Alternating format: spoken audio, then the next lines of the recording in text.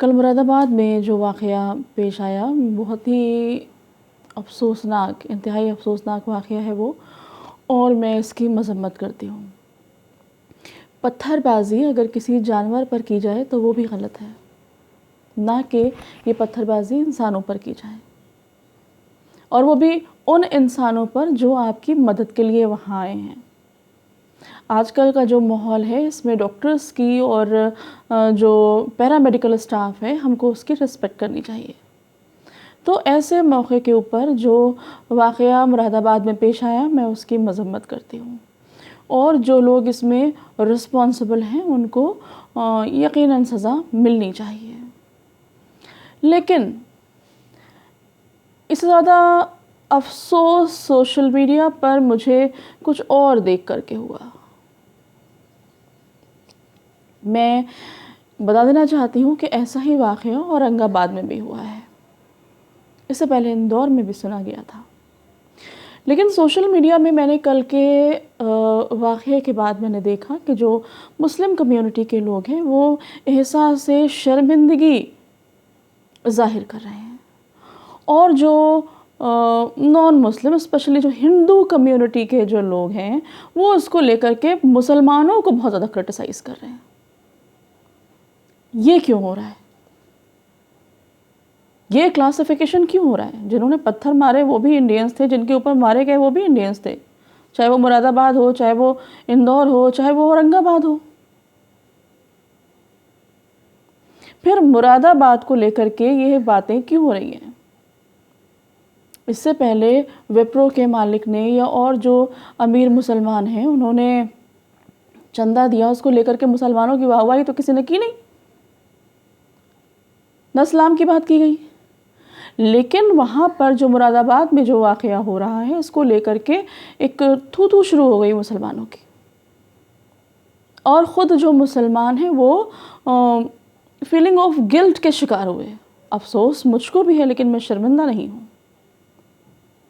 क्यों नहीं हूँ? अपनी बात को आगे कहूँगी। जो लोग शर्मिंदा हैं वो जाल में फंस चुके हैं,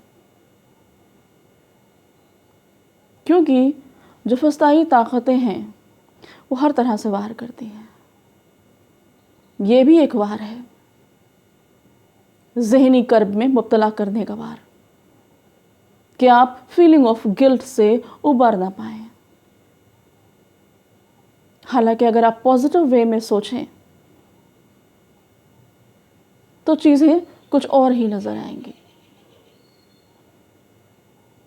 लोग हैं हर जगह, इग्नोरेंट लोग हैं, बहुत से लोगों में एंजाइटी है, फीलिंग ऑफ इनसिक्योरिटी है। तो जो आज मुरादाबाद में हुआ वो कल भी कहीं ना कहीं हो सकता है। तो कब तक मुसलमान अपना इजहार शर्मिंदगी करते रहेंगे, और कब तक नॉन मुस्लिम उस पर थू थू करते रहेंगे? क्या इस इजहार शर्मिंदगी और इस थू थू करने से ये मसले हल हो जाएंगे? सोचिए ज़रा अपने आप से। जो मुरादाबाद में हुआ वो क्यों हुआ, और वो उसको होने से, कहीं और होने से कैसे रोका जाए? इजहार शर्मिंदगी करने से हम पल्ला झाड़कर अलग हो जाएंगे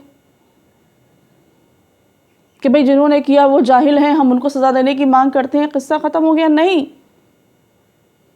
हम इसी सोसाइटी का पार्ट हैं और इसका वेलफेयर हमारी जिम्मेदारी है।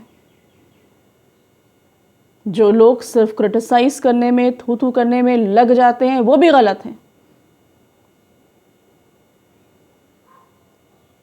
और जो इस फीलिंग ऑफ गिल्ट में मुब्तला हो रहे हैं वो भी शिकार हो रहे हैं। तो सबसे पहले मैं रिक्वेस्ट करना चाहती हूँ आप सब से, जो इस बात को लेकर के शर्मिंदा हैं वो अपने इस फीलिंग ऑफ गिल्ट से बाहर आए और अपनी ज़िम्मेदारी को समझें और लोगों को अवेयर करें। ये कोशिश करें कि जो कल मुरादाबाद में हुआ था वो आने वाले कल में कहीं और ना हो।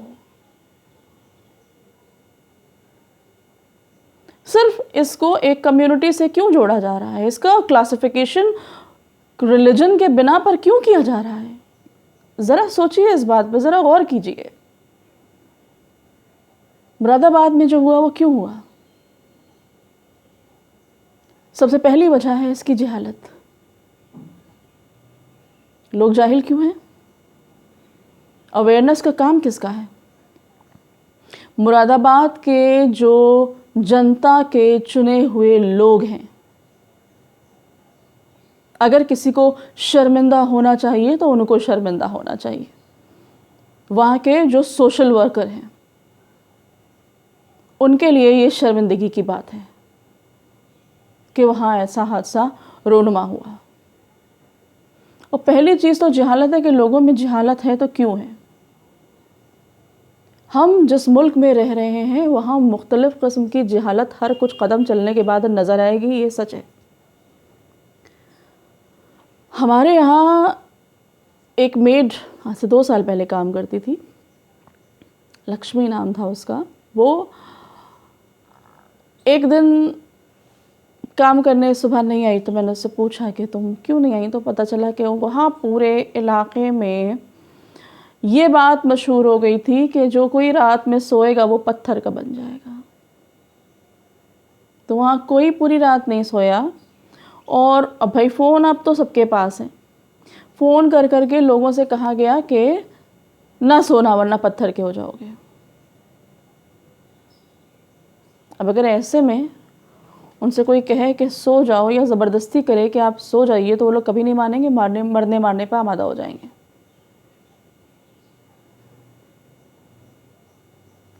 जहालत के बिना पर। गलती किसकी? वो जाहिल हैं, ये उनकी गलती नहीं है, ये सभ्य समाज की गलती है जिसने अपनी जिम्मेदारी को समझा ही नहीं कि उनको सभ्य बनाया जाए, उनको उस जहालत से निकाला जाए। तो ऐसे ही पहली जो गलती, जो चाहे इंदौर में हो, चाहे औरंगाबाद में हो, चाहे मुरादाबाद में हो, उस इंसिडेंट की पहली वजह इग्नोरेंस है।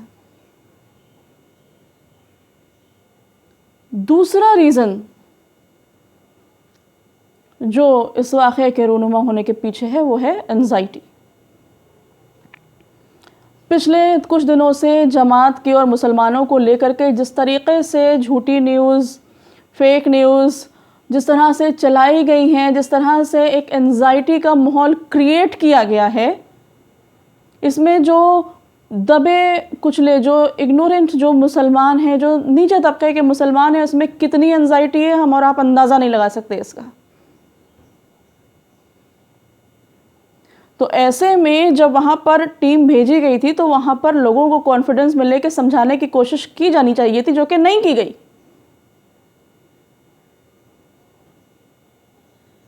मैं ये कतई कहना नहीं चाहती हूँ कि उन लोगों ने कुछ गलत नहीं किया, उन लोगों ने गलत किया, यकीनन गलत किया, लेकिन गलत के पीछे उनके जो इस वक्त जो इस गलत एक्ट के पीछे जो रीज़न है उसको हमें देखना होगा। इसलिए देखना होगा क्योंकि ये हमारी जिम्मेदारी है कि फर्दर कहीं और ऐसा वाक़या पेश ना आए, वरना ऐसे वाक़यात रूनुमा होते रहेंगे, क्योंकि हर जगह ये एंजाइटी है। लोग खुदकुशी कर चुके हैं इस एंजाइटी की वजह से। मॉब लिंचिंग हो रही है, आप देख सकते हैं कि कहाँ न सब्जी वालों को सब्जी बेचने दी जा रही है, न कुछ करने दिया जा रहा है, सिर्फ उनके रिलीजन के बिना पे। तो एक एंजाइटी क्रिएट कर दी गई है।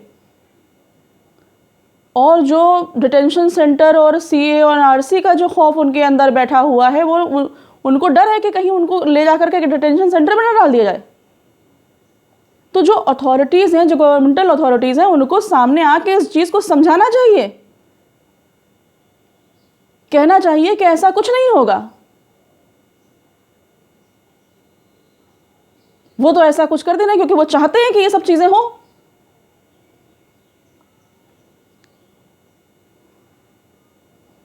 और तीसरी एक चीज़ है फीलिंग ऑफ इनसिक्योरिटी।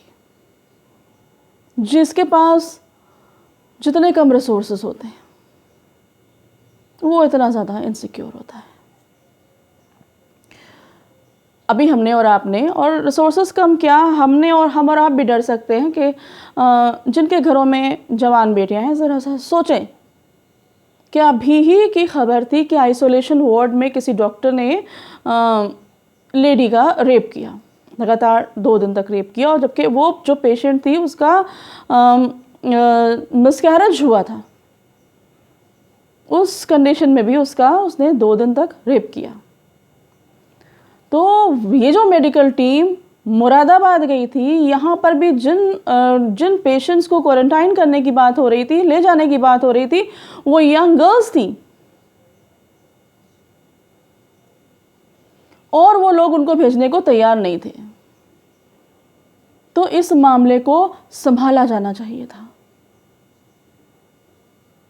ये वाकया नहीं होना चाहिए था।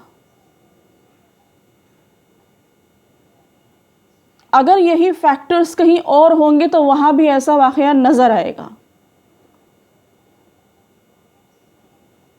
ये हमें और आपको एहसास शर्मिंदगी कर देने से या मजम्मत कर देने से हमारा जो फर्ज है वो अदा नहीं हो जाएगा। इसके लिए कोशिश करनी होगी। और मैं आपसे बता दूं कि सबसे ज़्यादा हम उन लोगों को सिर्फ जाहिल कह सकते हैं, अपने पल्ला झाड़ लेते हैं, कह रहे हैं वो जाहिल हैं। पढ़े लिखों की जहालत सबसे ज़्यादा सामने आ रही है आज। सब्जी वालों को मार रहे हैं कि उनका रिलीजन अलग है। इस जहालत को क्या कहेंगे आप? 1000 तरह की जहालत में मुब्तला है मुल्क।